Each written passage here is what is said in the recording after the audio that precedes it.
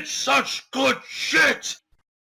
Hey, it's Mark Rodriguez here, watching the Diving Cutter podcast, and we're going to breeze through a couple of things. This is our second take, and with me is... NinjaPanda 1980. This is Johnny Rodriguez. Jack Always good to be here at the invite. And Jack Knives from Jack Knives Reviews.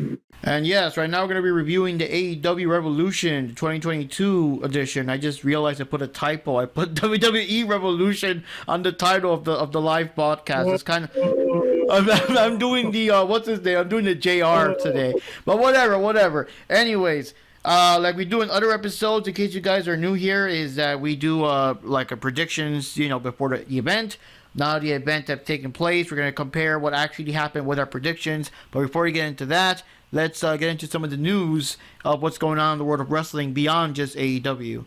So, story that I got right now, Jeff Hardy has refused his induction into the WWE Hall of Fame. He was asked by the production and managers, would he like to be inducted? And upon asking, he asked about his brother Matt, which they said no because he's currently in AEW. So he basically gave it a hard pass. And one thing I mentioned is that it looks like they're kind of hard up for people because it was just like The Undertaker at first, to the point where people were even thinking that it might have just been like, an entire show or special with The Undertaker. Then they got Van Damme, in loving memory, post-mortem, big Van Vader. And now they try to get Jeff Hardy. He said no. And I don't even know what kind of celebrity person or whoever else he might even induct at this point. The only celebrity that comes to mind that, for some reason, I have no idea why they're not in the WWE Hall of Fame is Cyndi Lauper. I mean, really, without her, if you think about it, without her, WrestleMania wouldn't have gotten off the ground. So... maybe Alice Cooper.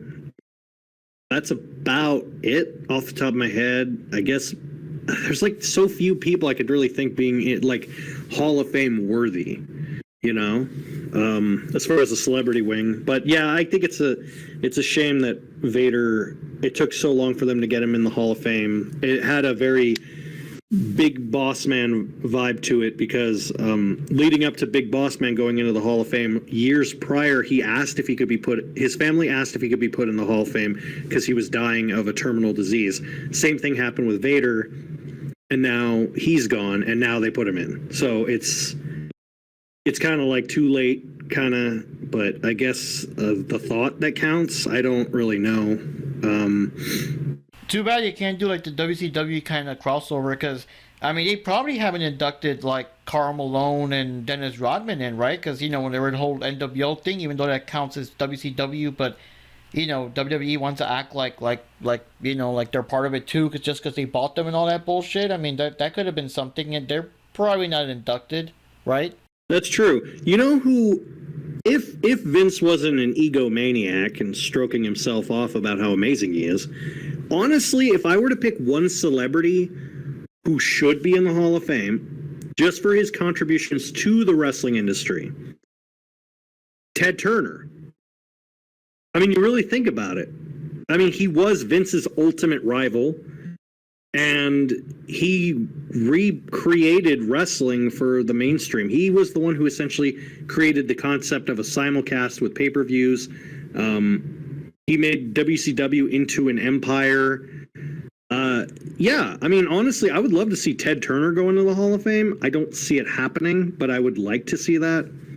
As far as celebrities, I can't really think of many people I could be like, oh, he should be in the Hall of Fame. But I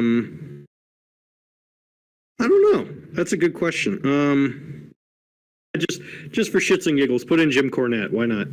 One thing that someone else brought up on our first take is, I think it was NinjaPanda who said that there is no actual physical WWE Hall of Fame. There's no like fucking building or anything. There's no place to go and walk down and see like the statues or the plaques or whatever. It's just like, what the fuck? Yeah, I believe it was Scott Steiner. He flat out pointed it out because someone asked him about if he would ever accept going into the WWE Hall of Fame. He said something akin to, there is no actual Hall of Fame in WWE. It's literally just all in Vince's head who he thinks is worthy and not. He's like, if you look at every other consistent Hall of Fame, You look at the Rock and Roll Hall of Fame, the Music Hall of Fame, the Grammy Hall of Fame, the Sports Hall of Fame. They're actual buildings that you can go into in the public. There's no actual building for WWE. So there's no actual building for the WWE Hall of Fame. So the Hall of Fame doesn't really matter because it's more of just like getting an Employee of the Month sticker in that regard. And I agree. There's no Hall of Fame. There's literally no hall for the Hall of Fame. So who really gives a shit? Yeah, and I said the same thing for the Slammy Awards. Literally, there's only one Slammy Award. They get awarded on stage. They say thank you. They get off stage. They put it back down. Somebody else puts it up. Big Show's won it about 6 times, and he's never actually taken any of them home. Like, it's just one award by itself. What about the, now that I remember, now that we're on the topic, what about the Under the Giant Memorial, like that big statue, you know, whatever the fuck, that trophy thing? Is that a thing, or? That was just so that way they could use the real reason it was called that was actually just so they could keep the rights to using Andre the Giant as a thing, because the copyright for his name was expiring for WWE, so they changed it was just going to be called the WrestleMania Battle Royal to the Andre the Giant Memorial Battle Royal, so they could keep the rights to it. Wow, wow, dude. Oh my god. It's kind of like when Sony was trying to make like more Spider-Man type movies because they didn't want to lose the copyright. I think, wasn't the Four Stick movie just made just so they wouldn't lose like the copyright? Well, that's a whole nother story, but long story with Marvel is, especially with Spider-Man, when Marvel, during the comic book boom in comic books, they basically fucked comics. Look up the comic book boom in the 90s. Marvel basically almost murdered the comic book industry. And the only way they survived, they had filed for bankruptcy 4 times, and the only way they survived, they had to sell off the movie rights to each of their characters to different movie companies. And they were dumb enough to sell their 2 biggest properties, X-Men, to Fox, and then Sony bought Spider-Man. And they made it in their loop contracts with these copyrights that they have it called the 7-year loop. The 7-year loop basically states that in order for you to retain the copyrights, a movie has to do these characters every 7 years. And what's even funnier about that is Marvel, this is what's really funny. So Sony owns the right to Spider-Man, but Marvel owns the right to Peter Parker. So it would be the equivalent of, like, imagine if Fox owned the right to Superman and then like Disney owned the right to Clark Kent. I just meal. Now, someone also said in our first run, Cody being confirmed to be in WWE, which, why? Like, why, you fucking idiot? Why? Yeah, I believe that was being reported that he's going to be debuting on, I think, either Raw or SmackDown. That is just so happened to be airing in Jacksonville, Florida. And they did that, obviously, for intentional reasons, because Jacksonville is the home of AEW, where they did the Daly's Place and the Jacksonville Arena. So, yeah, it's all but pretty much like, ha ha ha, we got your guy, basically. And I think Tama Tonga or one other podcaster, I can't remember, said that if Cody actually does sign with WWE, it will prove to the wrestling industry just how much of a whore for money he actually is, because he was in a 5-year legal battle with AEW, or I'm sorry, he was in a 5-year legal battle with WWE for the rights to his own last name because they didn't want to give up that right. And the only reason he got it back was because they had Tony Khan sign a blank check. WWE gave an exorbitant amount, worth way more than it actually is, because they knew Cody couldn't afford it. And I think it was like somewhere around $20 or $40 million. And Tony Khan just signed it. He said, okay. So he just paid off to get Cody his own name back. He got him his own TV show. He got him to work for the Go Big Show, whatever the hell that is. He got him his own cigar company, his own wrestling school, his own merchandise. And he even gave him a seat of creative, but he took away the creative, and Cody's like, I'm going, whoa, bleh. And that's literally the whole issue, was because Tony took away the creative rights of the elite, because he said, hey, you guys are costing me money because no one's watching this crap. And he put himself in charge. And since he's put himself in charge, things have gotten better. Have you noticed that things have gotten better? He was the one who decided, let's get CM Punk, let's get Bryan Danielson, let's work with New Japan, let's get Ring of Honor. Tony Khan was the one who decided this stuff, not the elite. Tony did. And since he's come up with those decisions, things have gotten better. So, yeah, I don't care if Cody's feelings are hurt. I'd much rather have a better product than some pretentious ass get whatever he wants. Well, don't sugarcoat it, Jack. Say what you really feel. I have a knife in my name for a reason. I would also like to add in, since we're going to talk about it anyways, but even like the body of this pay-per-view, I don't know. I mean, there's no shade in there, but it seemed to be a lot better about Cody there. I'm just saying.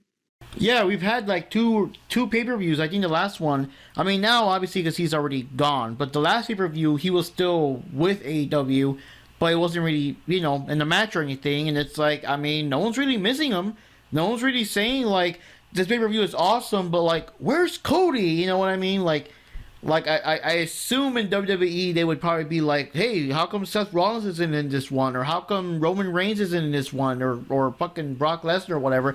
But here, no one's really saying like, yo, Cody doesn't have a match. Why not? We miss him. Like, no one's saying that. Well, Mark, in WWE's defense, they're literally the only 3 people that are left on the roster. Like that Will Smith meme, they just come in and the place is all empty and shit. And personally, like, I don't really have anything super duper against Cody Rhodes, but down the road, his ego just got really there. And it's like, just made stupid matches, and it's just like, oh, I don't know, man. I think it just shows that the quantity of AEW can withstand on its own without, Cody being in there. Are you trying to say the guy that has a 5-minute entrance theme has an ego about himself? Don't say it ain't so. There's no way that's true. Oh god. So I think we covered most of the big things. Oh well, one last thing before you hop into this, but you said you had some choice opinions of Tony Khan owning Ring of Honor now because you weren't there in our last episode, Mr. Knives. It's not that I have choice opinions. I mean, I'm happy that I know he's a fan of Ring of Honor. I already know that because I've known that for years because he was at the original shows and stuff like that. But it's more of a hesitation, I guess, based off of other experiences from other companies doing this, that I'm worried that Ring of Honor is going to become a thing of just a place where he could put his, let's be honest, his nobodies for AEW on another show. So that way they'll shut up and be quiet. You know what I mean? Like, it's kind of like, that's what I'm worried about. I want Ring of Honor to thrive. Ring of Honor has so much legacy, so much talent and build and everything.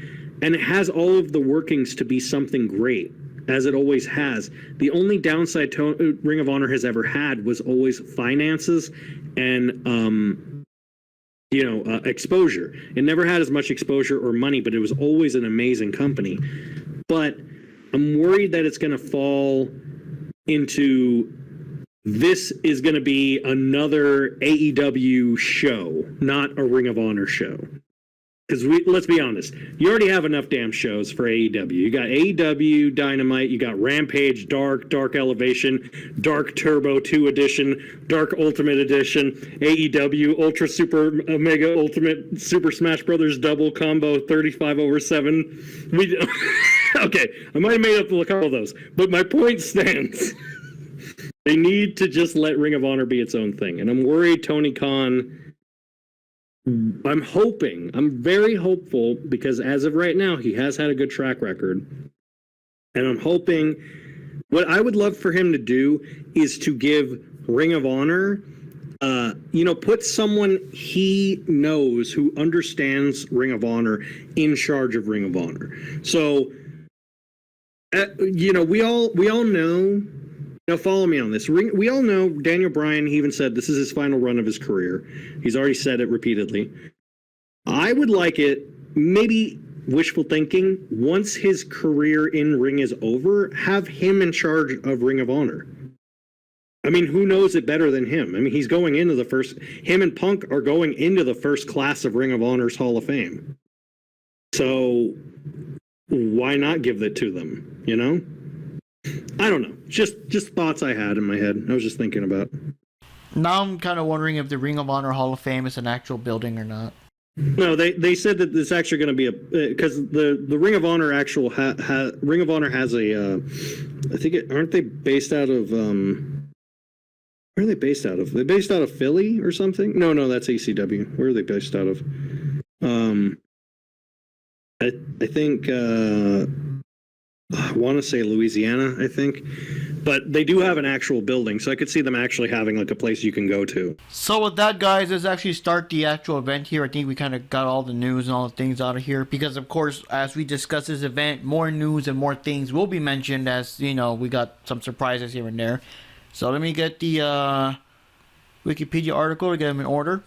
And I do gotta say, damn, they really did a hell of a job with the buy-in, because the whole deal is, to watch it free on YouTube or some other place and get so enticed, they're like, damn, where's my wallet? I gotta get this pay-per-view, and they did a pretty good job. So, the first match we had here was Layla Hirsch versus Chris Statlander, and it continues her little feud where Layla was supposed to be in the kind of a trios thing with Chris and Red Velvet.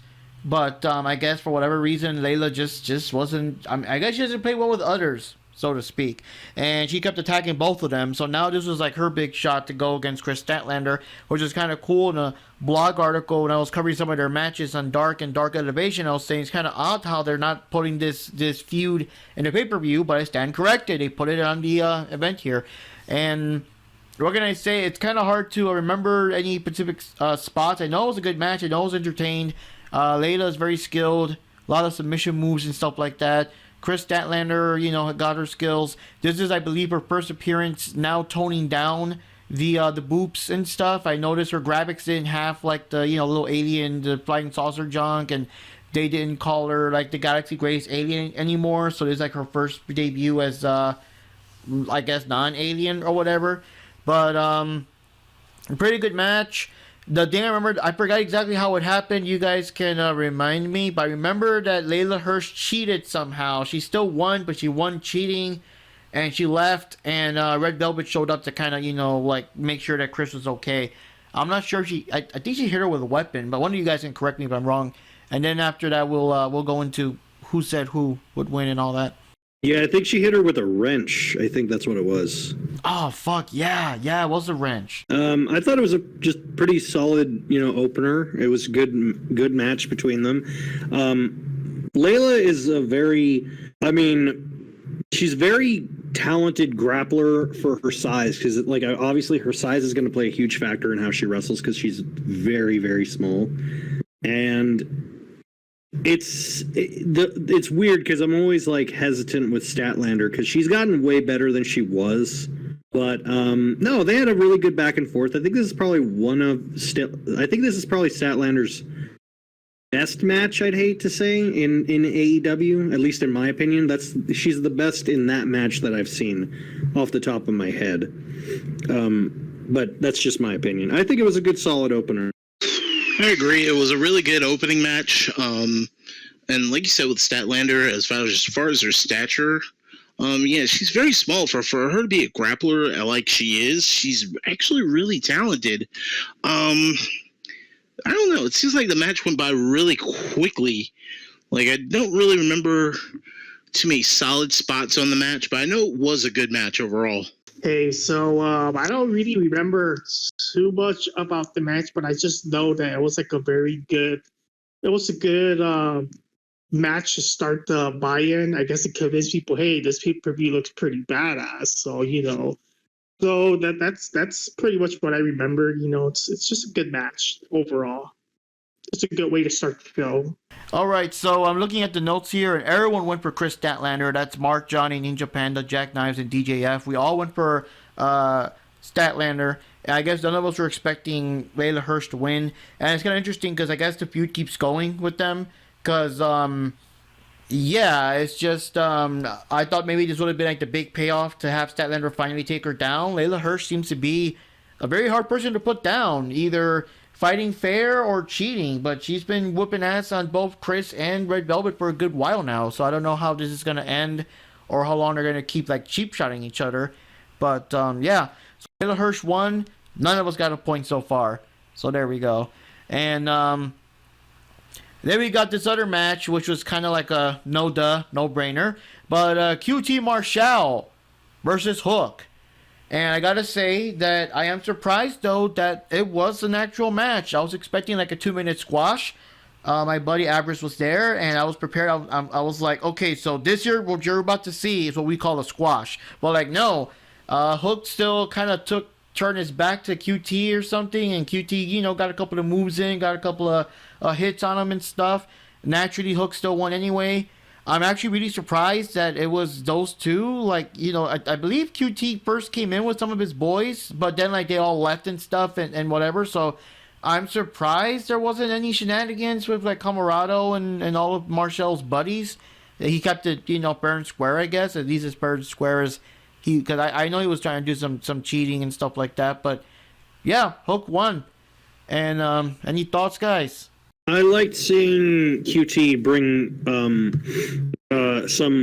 some skills to the ring for the kid, because honestly, I like Hook, but I'm worried because all of his matches have basically been squashes that it's going to make him lazy in the long run when he has to do like a big title run or a big match run, because being accustomed to like doing the same thing over and over again, just going in, do like 3 moves and winning. Look at how that has helped or not helped Goldberg's career. That's kind of what I'm thinking in the long term of like, what if he decides to, just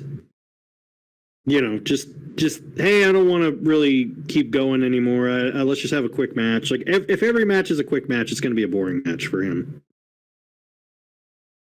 Yeah, I agree. We don't want him to go like the Goldberg route, but I'm glad he has at least more than 2 moves. You know what I mean? At least he has like a variety of like, I guess, kickbox, MMA type moves. But yeah, we don't want him to become another Goldberg. That's for sure. Yeah, I mean, it was a good match. At first, I thought it was going to be a squash, but then it actually had some distance to it, and we did get to see some variations of, different maneuvers and things that Hook can do, which, like we all said, glad he's not a one-trick pony. It was a pretty good match. Hey, well, I enjoyed the match. I think Hook was pretty awesome. He's very talented. He's very agile and very quick. So it was a very interesting match to watch overall. It was a good match. Yeah, so to the surprise to no one, we all went for Hook. I guess the only surprise was that it was an actual match. It wasn't a squash. But yeah, so everyone went for Hook. Once again, Mark, Johnny, NinjaPanda, Jack Knives, and DJF was not with us today.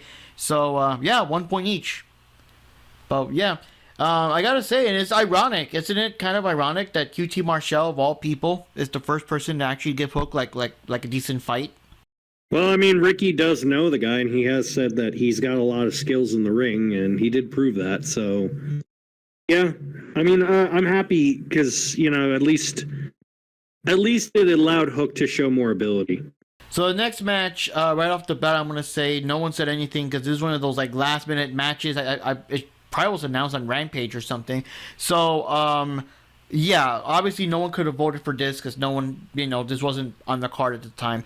But it was the House of Black, which is Malachi Black, Brody King, and Buddy Matthews going up against Penta Oscuro, which is Penta Cero Miedo's new thing, Pac, and Eric Redbeard, who is now, I guess I haven't seen the graphic that says he's in like All In or whatever, but damn. He made a surprise appearance on Rampage, and now he's in the next match, and I flipped my shit. I was like, holy shit, what's he doing here? When he appeared. And yeah, it's a pretty good match. There was a lot of like like people looking forward to like oh boy, whenever the two big men come up. So whenever Eric Redbeard got to lock up with Brody King and Buddy Matthews and everything, a bit of high flying action with Bento Scudo and everything.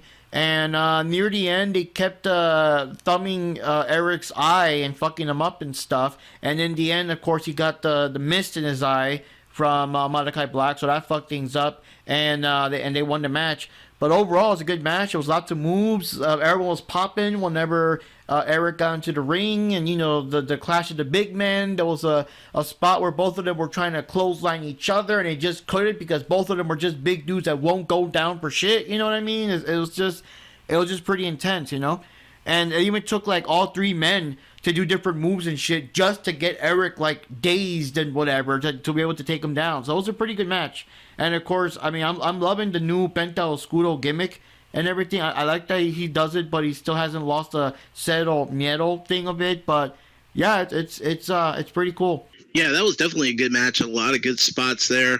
Redbeard showing up, that was definitely a surprise that no one saw coming. Like, nobody saw this match coming. Worse yet, him showing up. So that was a definite crowd popper. That was a really enjoyable match. Had a lot of fun watching it. Anytime I could see Brody King and Buddy Murphy and Alistair in the ring, it's always awesome. Yeah, I'm happy to see Redbeard still doing what he does. I kind of wish they would do more with him. I kind of was expecting him to take over the Dark Order, but, at least I get to see him. That's all that matters. But yeah, it was a pretty decent match. I was like, oh, okay, this is pretty good. I was enjoying it. I was kind of expecting a little more of, it seemed like they were going to go for more of like a hardcore match route, especially like the angles leading up to it.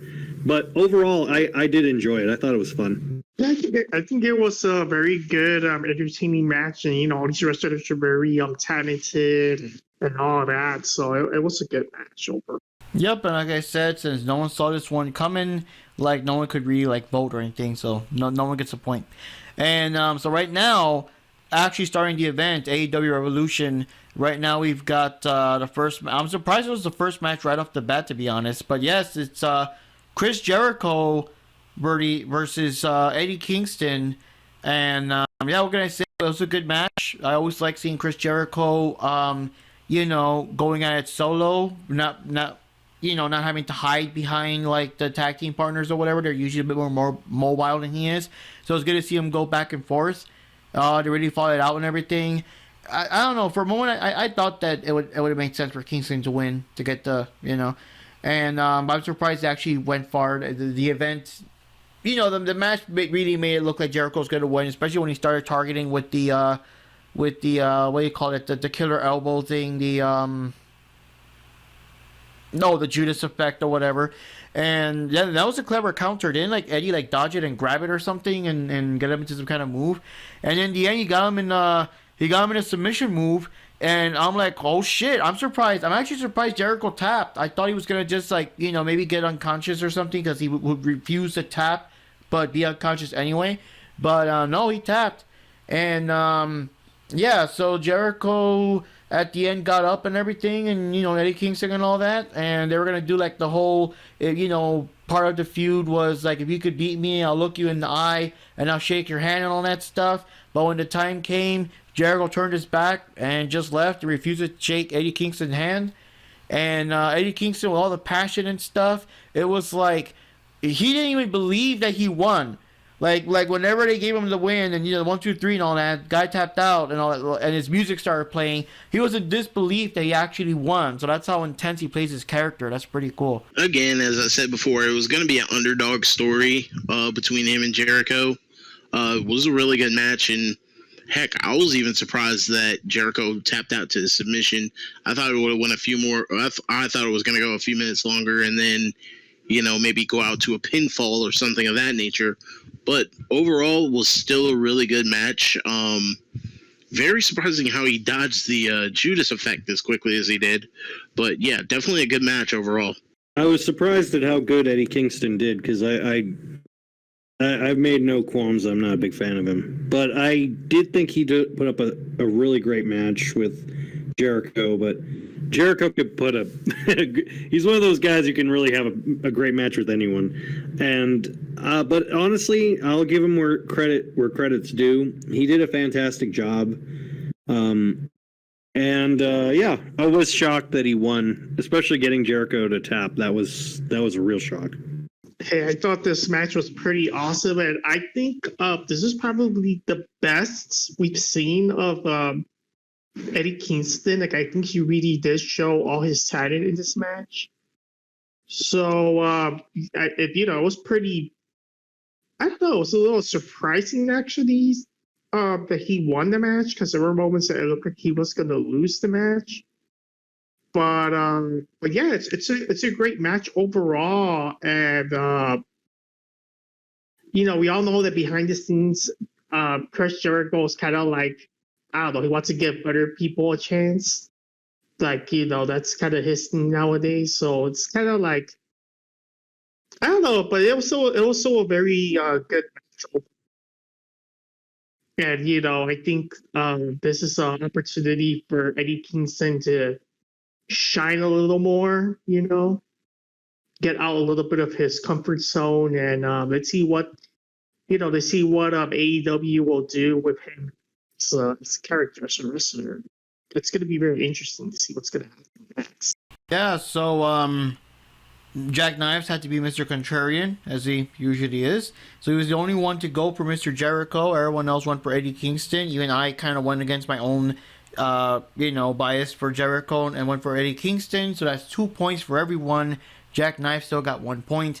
Now, of course, the big thing that happened was that right off the bat in this episode of Dynamite, Jericho came out, gave a very convincing speech that he kind of, he done fucked up, and that he was just too pissed and a sore loser and all that shit, and he should have shook Eddie Kingston's hand. So he calls him out. And Eddie Kingston also gives, big old emotional story and whatever the fuck. And, I mean, yeah, it was a kind of a segment. So they both finally shake hands with respect and all that. When all of a sudden 2.0 and I think this guy's named Garcia, this third guy, come in and they start attacking him and stuff. And here comes Santana and Ortiz to help out, which, despite all the bad blood or whatever, they'll still help out Jericho and Kingston. And Santana, I believe it was Santana, gave Jericho his bat, but surprisingly, while the guy was holding up one of the 2.0 guys, Jericho actually hit Santana, then he hit Ortiz, and then he keeps hitting Kingston, and so 2.0 and Garcia are on his side, and everyone's like, what the fuck, Jake Hager shows up, like, what the fuck, what y'all doing, what the fuck, yo, whatever, but when it came down to, like, are you with us or are you against us, Jake Hager sided with Jericho, so he helped all of them beat up, like, I guess, the former Inner Circle, and now we got a new stable, and the name is just, I don't know, guys, but it's called the Jericho Appreciation Society. I'm like, really? And, but that's the thing, though, so now, like, Jericho's got a whole new faction. In my opinion, I guess he's already done what he could to build up Sammy, and Santana and Ortiz are kind of in there. So now I guess he's going to start helping to build up 2.0 and Garcia and stuff. And of course, Hager's still with him. But yeah, so all that happened. And I'm still, I don't know. I don't know, man. People were saying just call it like the Inner Circle 2.0 or the Outer Circle or something like that. But Jericho Appreciation Society, like really, guys? I don't know. Any thoughts on that? Have you guys seen it or not? Before we move on to the next match? I decided to try and say hi and see how long I can stick around. Hey, you're always welcome. I think what would have been funny. Hey. I think what would have been better, just for promo's sake, is if they called themselves the Jericho Appreciation Group, because then they could be called Jag, and then someone could have used it as a promo. It's like Jag, more like Jag-Offs, or something. Oh man, but yeah, Juby, that's what we were just discussing. That Jericho turned his back on the Inner Circle like all the way, not just some of the members, but all of them. And now he's got the Jericho Appreciation Society. and all that. And hey, a brand new shirt came out like literally minutes afterwards. Like that's master planning right there, Jericho. It seems like they're trying, like I was saying before, I think it seems like, ironically, Revolution is trying to revolve the whole AEW template formula and try to change everything up. It seemed like Dynamite was just, hey, you remember all those factions you liked? Yeah, we're going to get rid of them. And like that was the first step of them. But with the Inner Circle, it wasn't that much of a shock of them, like, of Jericho becoming a villain, because, you know, he's kind of been like that from the get-go. And I'm kind of curious to see what's going to happen with that whole thing. Yeah, we'll find out. Any thoughts, NinjaPanda or Johnny? I do agree. It does seem like they're trying to cut up all the factions, because for a while there, it was getting kind of a New Japan Pro-ish. You know, it was like, you know, back when they had the Bullet Club and the and like 4 other different factions, Chaos, things like that. It was getting to that point, so it does seem like they're trying to break up the factions a little, and Jericho's trying to give more of a push to some of the other talent. But yeah, I get it. But still, the name for Jericho's crew is just bad. And actually, to go with Jackknife's joke, if they would have called it the Jericho Appreciation Crew, then they would have literally been a bunch of jackoffs.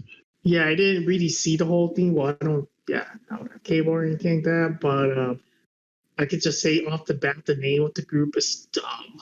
Hey, what was the name again? The Jericho Appreciation Society, or JAS. Okay, lame. That's like bordering on Codyisms. Like don't do Codyisms, Jericho. It just sounds like a fan club name, you know, like greedy Jericho, like. The Jericho Appreciation Society. No girls allowed. Nope, gotta go, Jupi. Bye. Hearing a name like that for to be named like that, it really comes across as like, I'm the most important person in the world. No one can top me, and everyone must worship me. That's what it sounds like to me. But I still like Jericho. So. It also, to me, am I the only one? I was just thinking about this. Am I the only one that seems like, if you're going to name yourself a group after you, doesn't that seem more like something you would see Max do, like MJF do, than Jericho? Very true, but then again, if you think about Jericho, like post-Attitude Era, it also kind of fits the bill as well. I mean, he named the entire Y2K thing after himself. Like he became Y2J, you know. But anyways, amigos, let's move on to the next one here. We got a 3-way tag team match for the AEW Tag Team Championship. The current champs, of course, are Jungle Boy and Luchasaurus. And you have to go up against the Young Bucks, Matt and Nick Jackson, everyone's favorites, with Brandon Cutler being, I mean, hey, he still works here.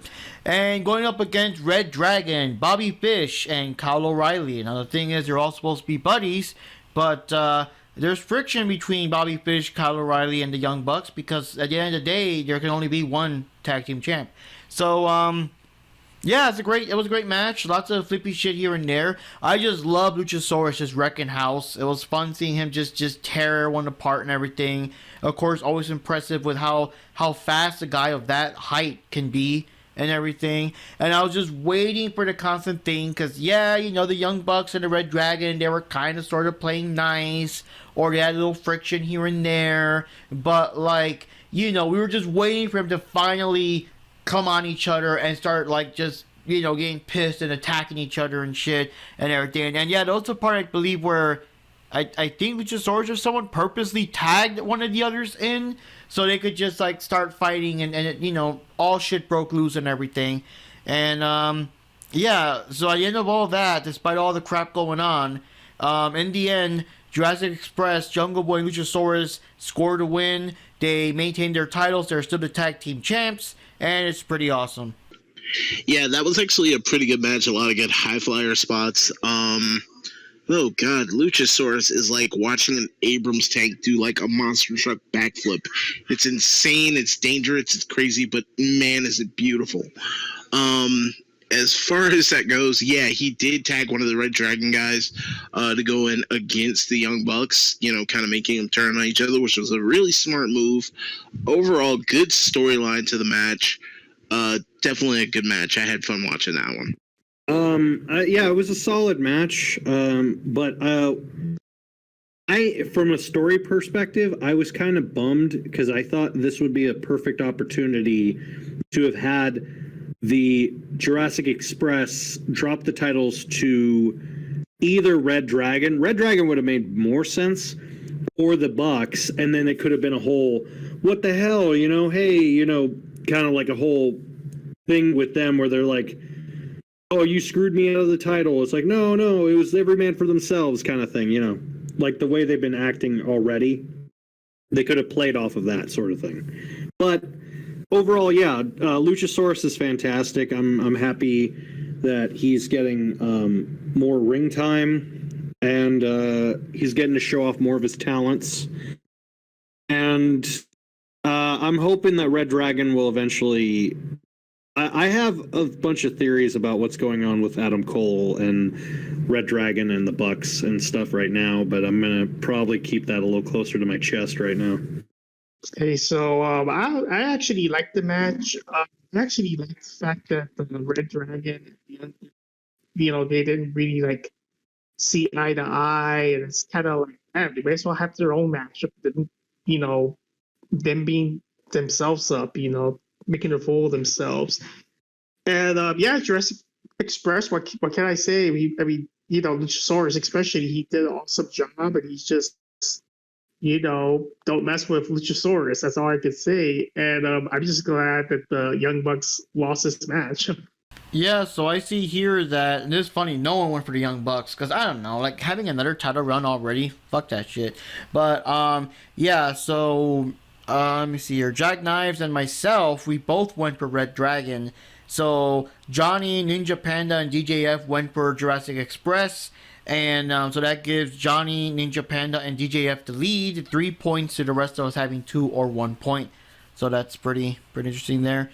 And yeah, for the next match here, which is a big impressive one, we got the Face of the Revolution ladder match for a future AEW TNT Championship match. So we've got Orange Cassidy, Keith Lee, Powerhouse Hobbs, Ricky Starks, Christian Cage, and Wardlow all going for the match. And what can I say? Got some funny moments. I remember the part where Orange Cassidy was doing his I guess, super devastating kicks to the 3 biggest guys in the ring, Wardlow, Hobbs, and Keith Lee. And the funny thing is, when he tried to attack them, they all, I guess, tackled each other, and Cassidy was trying to take the chance to, climb up on top of them to reach the ring. So that was pretty funny. I remember one of the ladders, that little section thing in the middle that kind of keeps the ladder steady. I remember one of them, it snapped during all the action here and there. So I was I kept getting nervous every time a big guy got on the ladder, because I was like, does he realize that part is broken? Because I was afraid of it just falling apart on him or some shit like that. But, yeah, pretty good action here and there. Of course, the big thing is that at the end, Wardlow himself got the Sonic the Hedgehog ring, which he should have added the ding sound effect. That would have been perfect. And so Wardlow himself has a future AEW TNT Championship match coming up. So that's fucking awesome. And to follow up, no, I'll actually mention what he did later on after the other thing. But for right now, I'll just keep it here to that part. But what did everyone else think of the match? Dude, that was an insane match. You had a lot of big guys climbing up on a lot of high places, which was pretty scary, especially when, like you said, the bracket that holds the ladder steady had snapped apart. And I'm looking at Keith Lee going up there going, no, don't do it. You're going to hurt yourself. But surprisingly, it went fairly well. Again, Wardlow getting the ring. It's time for a push for him. I'm glad he got it. Damn good match. Solid ladder match. I enjoyed it. Happy Wardlow won because finally they're pulling a trigger on his ass. And yeah, I mean the only person I'm like, why are you here? Was Orange Cassidy. I'm like, why are you in this match? But that's just me personally.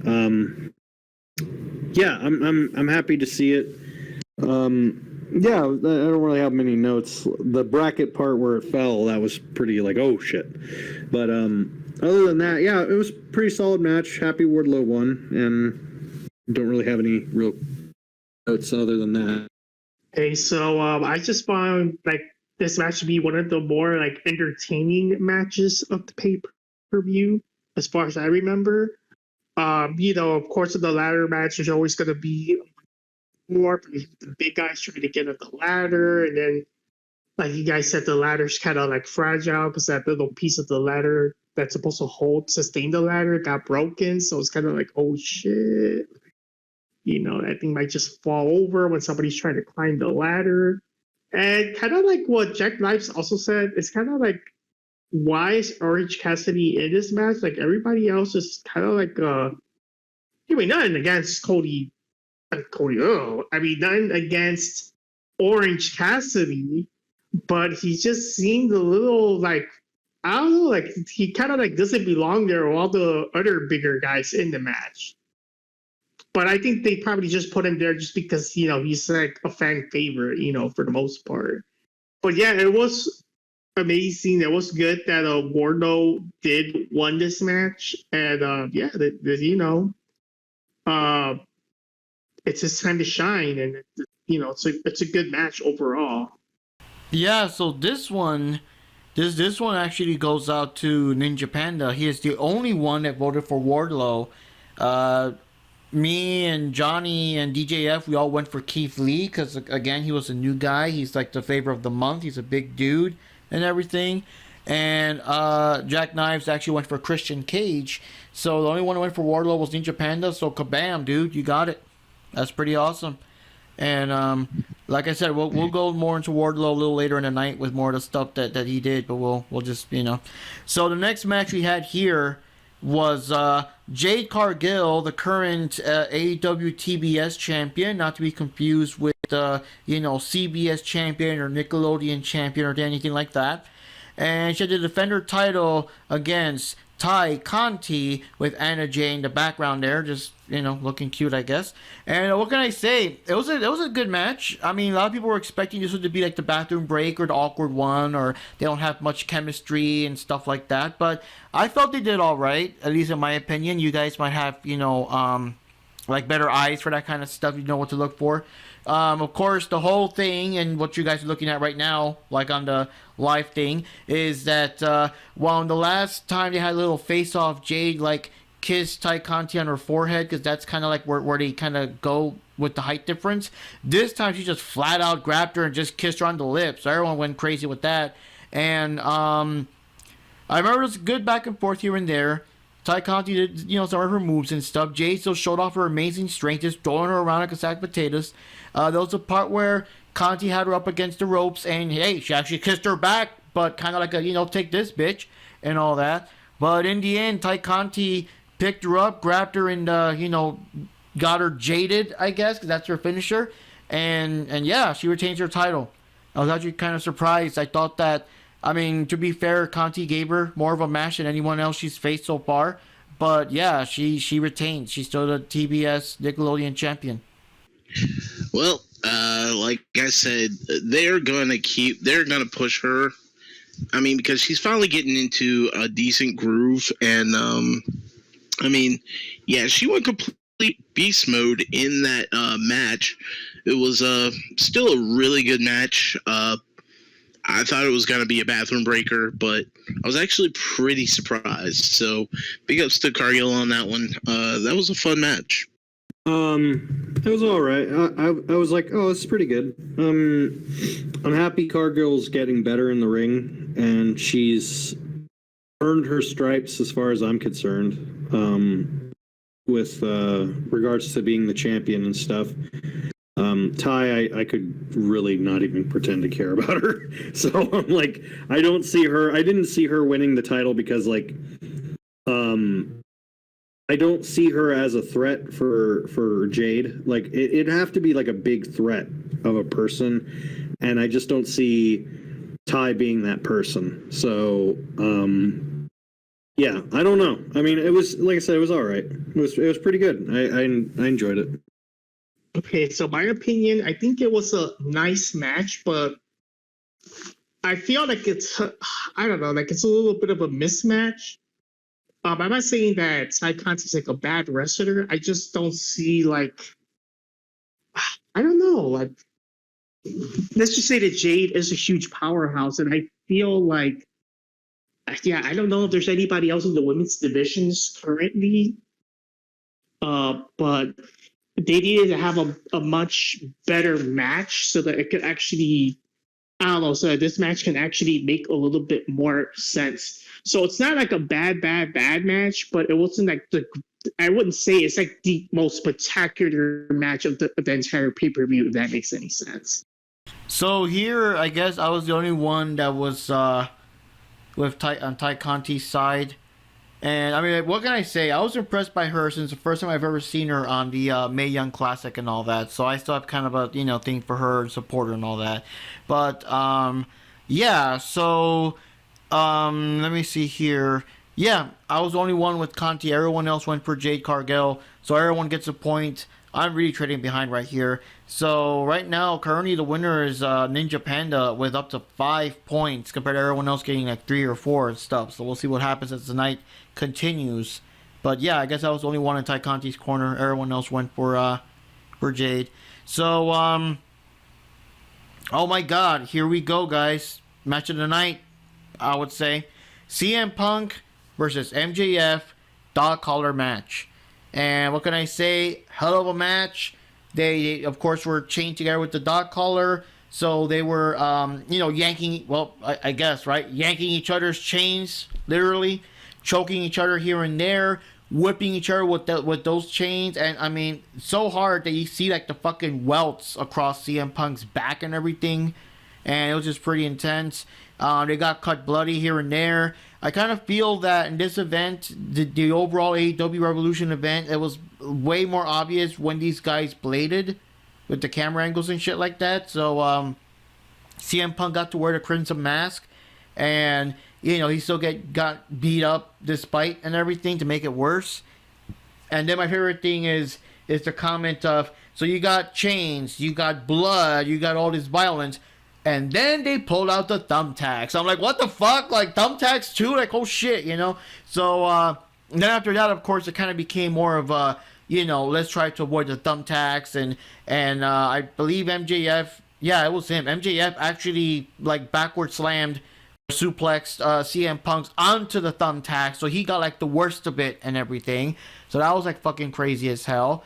And, then near the end, when MJF was like at his, most defeated and everything, and CM Punk was doing the most damage in XYZ, Wardlow comes in because MJF actually desperately called up for Wardlow. So Wardlow comes in, and it's just so funny. I just love wrestling for this stuff. So Wardlow, like with the cartoonish body language, is kind of like, now where did I put that ring, looking for all the wrong pockets and all that shit.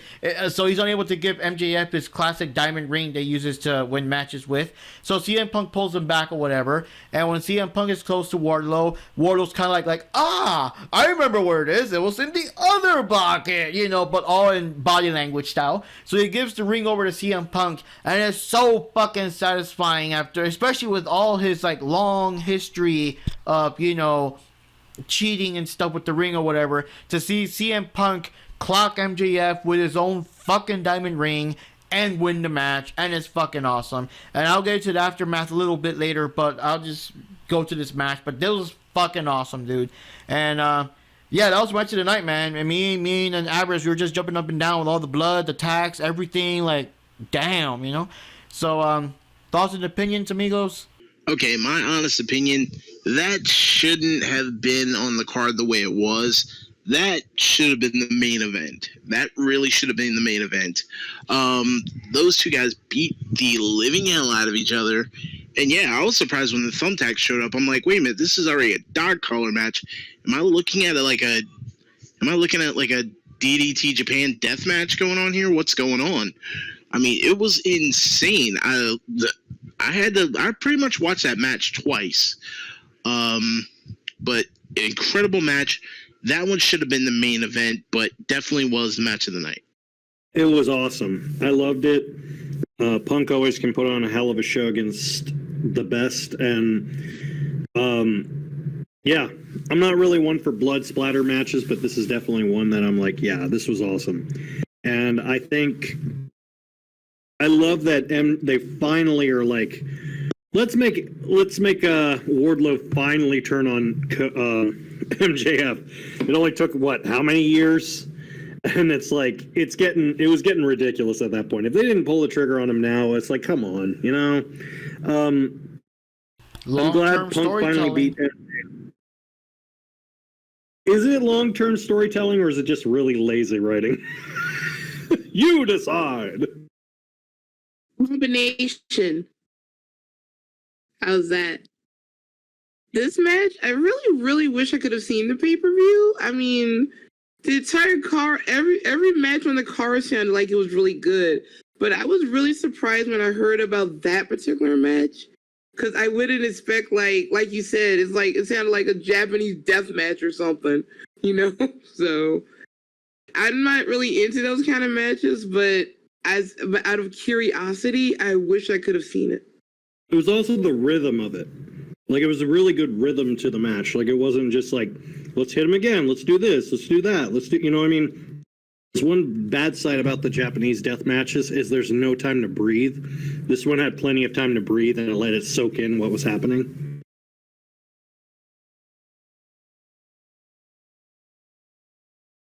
Yeah, it wasn't a breakneck pace as like, say, a Japanese death match, but still, like, the elements were there. I was just waiting for barbed wire to come out out of nowhere. Like, literally, that was the only thing I was waiting on at that point. It's no Kenny versus John death match, but it'll do. Well, the only reason that they would have had breathing room is because Japanese people apparently don't need to breathe. They're just superhuman like that. Mm-hmm. All they'll do is just be like, if you watch a Japanese death match, it's so funny listening to the crowd because they go, oh, like that's it. And like you hear like American fans like, oh my God, this guy's looking at this guy. This is awesome. And you hear the Japanese like, yeah, like somebody explodes and it's like, why are you clapping? My favorite, if you ever listen to Japanese wrestling commenters, best, it's so funny how into it they get. Like, there's this really famous clip, and it was a match with, I think it was El Desperado. It was in New Japan, and he was in a junior heavyweight match, and it was against him and a guy from CMLL, so it was like a luchador versus luchador kind of match. There was a spot where they're outside the ring, and the table was set up, and Desperado does a pile driver to the dude through the table, and you hear the commentator. I'm not even joking. This is exactly what he does. And so he's like, oh, and he breaks the table. He's like, oh, very, very, very breaky, breaky, breaky.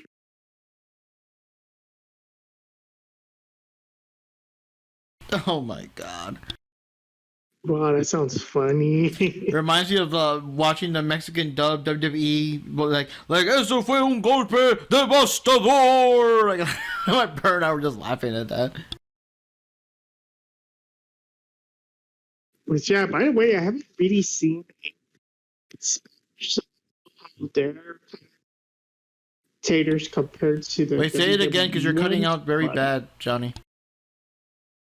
Okay, so I haven't really seen the AEW in Spanish, so I don't know how their commentators are compared to the WWE, but I'm pretty sure.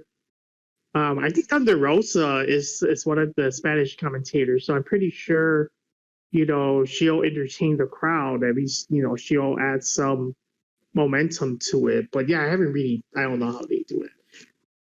But going back on topic, this match was pretty good. It was like those very long, intense, and bloody match. And what can I say? I'm very glad that even though CM Punk still had to kind of cheat, with the ring and all that, I'm so glad that he finally defeated MJF, because it brings big joy to my face whenever MJF actually loses, because he's just so full of himself. It's just like, just beat him up. Oh, I will say one thing I super marked out for. I know a lot of people didn't, and I'm like, that's fine. A lot of people don't know. But when Punk came out to his original Ring of Honor theme by AFI, I freaked out. I'm like, holy shit! How did they get AFI to approve this?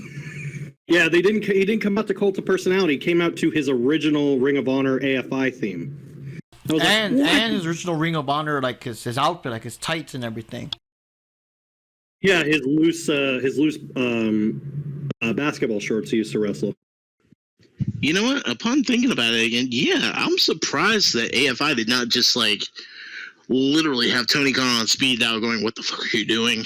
Because I was really surprised he came out to that. So yeah, that was an intense match. I mean, that's the one that we just spent the whole day talking about over and over, because it was just so wild and crazy. And like I said, and then they pulled out the thumbtacks, was kind of a thing we kept repeating over and over.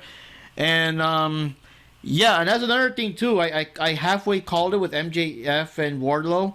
I was kind of expecting that Wardlow was gonna lose the what do you call it, the ladder match, maybe as a result of Shawn Spears or some bullshit like that, and he would have been pissed, and that would have kind of harbored over to this, where he would have just refused to give the ring to MJF.